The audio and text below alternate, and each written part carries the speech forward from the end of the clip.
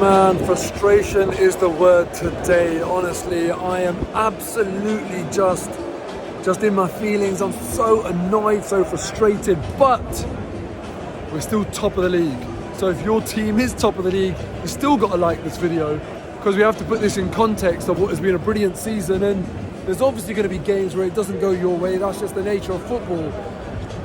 Oh man, but I'm just so frustrated by it. I just can't explain it to you just how gutted I am today. Not just because we didn't win, but it's just that if we did win, what it would have meant, what it would have given the team. And do you know what? There's one thing winning a game where you win 1-0, you score in the first 5 minutes. There's another thing where you score in the last 5 minutes. If we had scored an injury time winner today in those last 5 minutes, based on the way this game had gone, the sort of like animosity in this game, the way Newcastle were killing time, Nick Pope getting away with it, not even going to get a yellow card. I'm sure Aaron Ramsdale got a yellow card in the first half against Brighton. Nick Pope, every single time he got the ball, going to the goalpost, banging his boots on it, picking the ball up, moving it an inch to the side on the 6-yard box line, kicking it away at times, nothing given. All the yellow cards in the world for such stupid reasons. Nick Pope wasted so much time, nothing. It's just so frustrating. It was just that story throughout the game, man. And look, I'm complaining about it, but Newcastle did what a team has to do when you come away from home against a team that's top of the table. You've got to do the dark arts. I've praised Arsenal for the dark arts a lot this season, so I've got to accept it when it goes against you. But the referee, my God, what a clown. And I'm not blaming the ref for not getting 3 points, because we did not play well enough. There wasn't that fluency, that sort of slickness to our game, that precision to our game today. It was just lacking. Martin Ødegaard and Gabriel Martinelli, my God, they were frustrating to watch today. They've been brilliant all season, absolutely not getting on their backs, but today was not their day. Martin Ødegaard, he had chances, man, did not hit the target. Very, very frustrating. It's that clinical edge that was spoken about. But look, what can we say, man? Last game against Brighton, scored a goal and got an incredible assist for Martinelli's goal. So, you know, in that game, those players did brilliantly. Today, they've both been really, really poor. Martinelli, did he even beat Kieran Trippier once? Let's be honest about it. Trippier did very, very well against him, and Martinelli's not an easy player to play against. But the thing that frustrates me is that Martinelli, this is a textbook game that he needs to watch 100 times over if he wants to get to the next level as a world-class winger, because there was zero variation in what Martinelli offered today. Every single time he got the ball, it was in the same way, and every single time he got it, he tried to do the same thing with it. Not once did he play it first time. Not once did he go on the outside. Not exaggerating a little bit, but not enough did he go on the outside. And it was just like, come on, man, you've got to vary it sometimes. You've got to make Kieran Trippier, who's a good defender on really good form. Has there been a better right back in the league this season than Kieran Trippier? He's been brilliant. You know you're coming up against a very confident defender who's in good form. You've got to mix it up. And the one thing that Gabriel Martinelli did not do above everything else, making runs off the ball. Not once did Kieran Trippier think, oh, there he goes, I've got to tuck in. Not once. Martinelli didn't even dummy that run. At least give Trippier something to think about.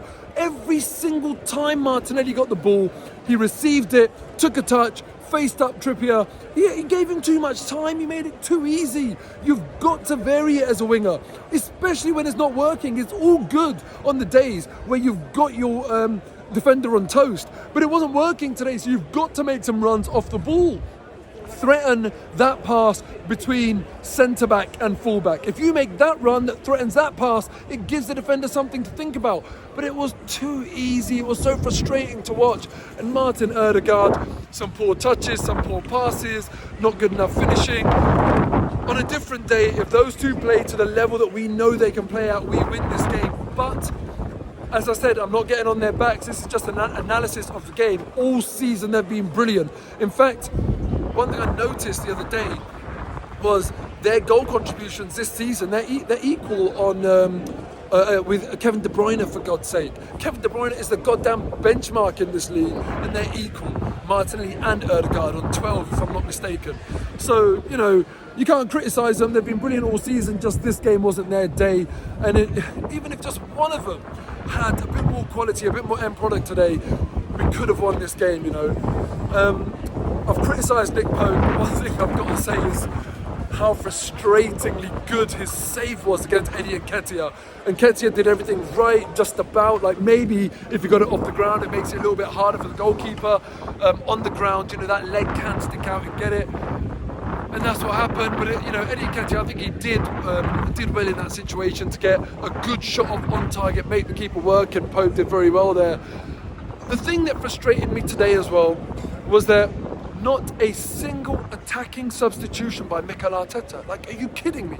In the last game against Brighton, where it should have been much easier than it was, he made, in my view, what was an error in taking off both of our fullbacks together at the same time with 60 minutes gone. At least we were 3-0 up at the time, so you can kind of forgive him that, even though I don't think he'll do that again. He won't make that mistake again. But today, I mean, you look at our bench and and it's hard because who do we have? Fabio Vieira, if not him, Marquinhos, right? It's not like we've got a glut of talent. My God, we needed Mudryk today off the bench. And Emil Smith-Rowe, I feel like today would have been brilliant to come off the bench. A player that just has that knack of being able to carry the ball deceptively quick, cover up ground. Also has got the knack of timing his run, finding space in the penalty area, being on the end of moves. I'd have loved Emil Smith-Rowe to be available today. Obviously not. But, you know, Mudryk, God, how badly do we need him? How badly do we need another attacking option? Because we just didn't have that on the bench today.